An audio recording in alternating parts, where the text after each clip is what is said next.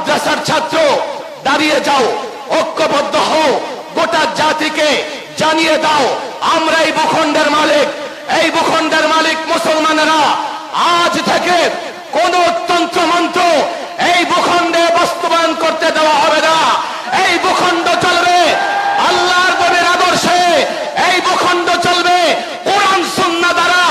যারা কোরআন সুন্নাহর বাইরে গিয়ে এই ভূখণ্ডে অন্য কোন ইজম তন্ত্রমন্ত্র বাস্তবায়ন করতে চায় তারা গাদ্দার, তারা দেশদ্রোহী।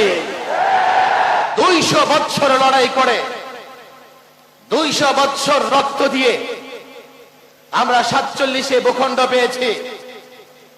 শুধুমাত্র 20,000 আলেম ফাঁসির মঞ্চে ঝুলেছে। আজকে তো বলা হচ্ছে 2000ও শহীদ হয় না 71-এ। আমি সেই সংখ্যায় যেতে চাই না। আমি মালিক হয়েছি দলিল সূত্রে এই ভূখণ্ডের 47-এ। এই ভূখণ্ড পরিচালিত হবে কোরআন সুন্নাহ দিয়ে। এই ভূখণ্ড পরিচালিত হবে আল্লাহর নবীর আদর্শ দিয়ে। আজকে আমি দাঁড়িয়ে দাঁড়িয়ে তামাশা দেখছি। একদল ধর্ম নিরপেক্ষতাবাদী, তারা এই ভূখণ্ডে ধর্ম নিরপেক্ষতা প্রতিষ্ঠা করতে চায়। কেউ ডেমোক্রেসি প্রতিষ্ঠা করতে চায়, কেউ জাতীয়তাবাদ প্রতিষ্ঠা করতে চায়, কেউ সমাজতন্ত্র প্রতিষ্ঠা করতে চায়। আলেম ওলামা মাদ্রাসার ছাত্র দাঁড়িয়ে যাও, ঐক্যবদ্ধ হও, গোটা জাতিকে জানিয়ে দাও আমরা এই ভূখণ্ডের মালিক। এই ভূখণ্ডের মালিক মুসলমানেরা। আজ থেকে কোন তন্ত্রমন্ত্র এই ভূখণ্ডে বাস্তবায়ন করতে দেওয়া হবে না। এই ভূখণ্ড চলবে আল্লাহর নবীর আদর্শে, এই ভূখণ্ড চলবে কোরআন সুন্নাহ দ্বারা। যারা কোরআন সুন্নাহর বাইরে গিয়ে এই ভূখণ্ডে অন্য কোন ইজম তন্ত্রমন্ত্র বাস্তবায়ন করতে চায় তারা গাদ্দার, তারা দেশদ্রোহী।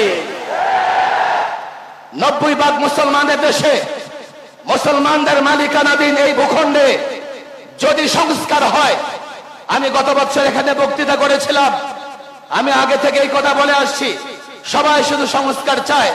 আমি বলছি আগে বলো সংস্কার কোন ফর্মুলায় হবে। সবাই চিকিৎসা চায়। আমি বলেছিলাম আগে রাষ্ট্রের চিকিৎসা কোন ডাক্তার দিয়ে করা হবে সেই সিদ্ধান্ত নাও। বাংলাদেশ এই ভূখণ্ড, এই রাষ্ট্র মেরামত করতে হলে, সংস্কার করতে হলে ডান বামের ডাক্তার দিয়ে এই রাষ্ট্র সংস্কার হবে না। মদিনাওয়ালার আদর্শে উজ্জীবিত এমন ডাক্তার লাগবে। মাদ্রাসার ছাত্র আলেমরা যুবককে বুঝাও, মুসলমান যুবককে বুঝাও, সকলকে বুঝাও, ছাত্রকে বুঝাও, ব্যবসায়ীকে বুঝাও।